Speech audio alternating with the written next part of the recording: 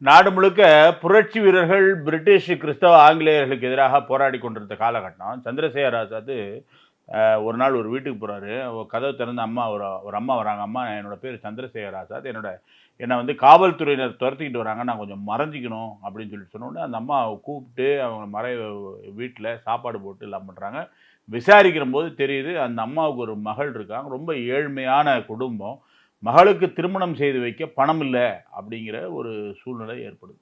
அப்போ சந்திரசேகர் ஆசாத் சொல்றாரு, "அம்மா, என்ன பிடிச்சு குடுத்தா ரூ. 5000 குடுக்குறாங்கன்னு சொல்லிட்டு அந்த பிரிட்டிஷ் அரசாங்கம் சொல்லியிருக்கு. அதனால என்னைய பிடிச்சு குடுத்துருங்க. பணத்த வாங்கிக்கங்க." அப்படின்னும்போது அந்த அம்மா சொன்னாங்களாம், 5000 என்ன, 5,00,000 குடுத்தா கூட நான் உங்களுக்கு காமிச்சு குடுக்க மாட்டேன்." அப்படின்னு சொல்லிட்டு அந்த அம்மா சொன்னாங்களாம்.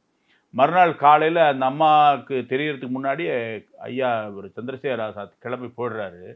போகும்போது அந்த குடும்பத்துக்கு கொஞ்சம் உதவி செய்துட்டு போயிருக்காரு.